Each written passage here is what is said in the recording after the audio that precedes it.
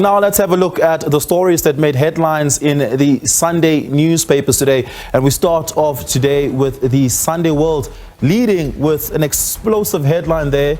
Zuma's daughter attacks the MK party. Thuthukile Zuma, who is Jacob Zuma's daughter, and you would recall Thuthukile Zuma's mom happens to also be Nkosazana Dlamini Zuma, remained a part of the ANC. She did not move over to the MK party, and she sat down in an exclusive with the Sunday World, where she had framed the MK party as lacking ideology and is directionless. She had also then addressed a rumor that she might be a sleeper within the ANC on behalf of MK to collect intelligence and to weaken the ANC internally, and then at a later stage to jump over to the MK party. She addressed it and said that is not at all the case.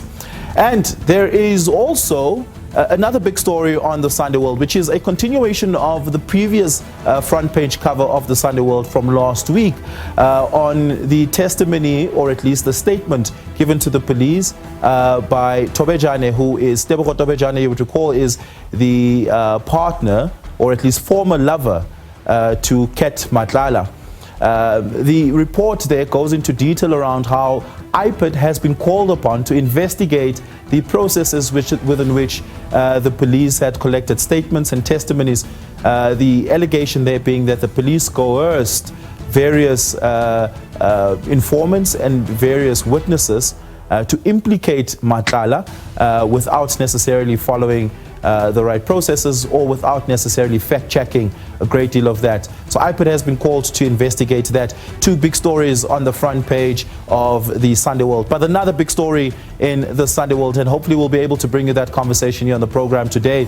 3,000 soldiers who had returned from the DRC, you would remember fighting in Goma, who are now back in the country.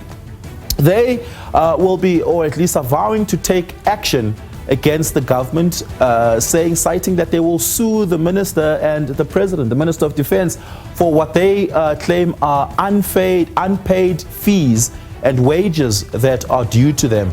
Many of these 3,000 soldiers, represented by the South African National Defence Force Union, had rejected and denied rumors that they had taken the Minister of Defense, Angie Motshekga, under hostage in attempting to get the minister to address their concerns around unpaid fees for these soldiers coming back from the DRC. That's a big and developing story. We'll bring you more on that, and hopefully we'll be able to speak to the president of that union.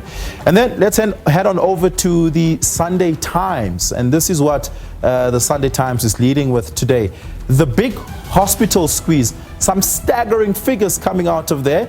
Well, South Africa's public hospitals had serviced over 19 million patients over the last year. That's a really important figure, which is a more than 1 million increase in patient count from previous years. Importantly here is the lack of resources, with hundreds and in some instances up to thousands of critical vacancies in various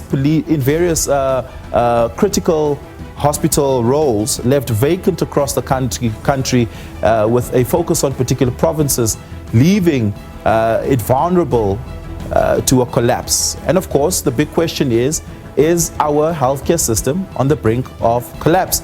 That is the details you'll find in that front page lead by the Sunday Times. And of course, adjacent to that, as you can see on your screen right now, Siya Kolisi lifting the Freedom Cup trophy.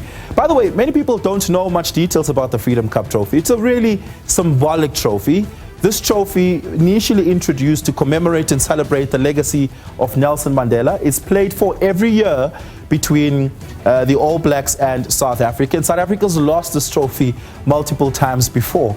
But over the last 2 years, South Africa has been able to win and retain the Freedom Cup trophy. You'd recall, we had lost it for quite a while and only managed to win it back for the first time in 2019. Again, also, by the way, beating the All Blacks in Wellington, and we were able to retain it at Ellis Park. But yeah, the really, really big trophy. And the Springboks, of course, gave the All Blacks their biggest beating yesterday in history.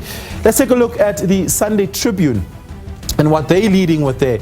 Impunity reigns in the Phala Phala scandal. And of course, that keeps alive the Phala Phala case, which President Cyril Ramaphosa had been initially implicated in and then later on cleared both by the Hawks as well as Parliament and the Public Protector.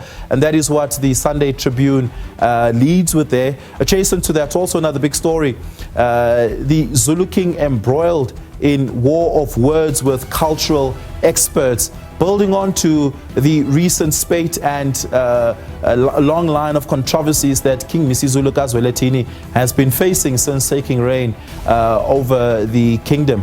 And of course, that has a great deal of details as well. And then private schools hit by treasuries and the VAT move by the National Treasury there. Private schools, of course, has been squeezed by low turnout or low enrollment rate over the last couple of years and reduced profits given the state of the economy.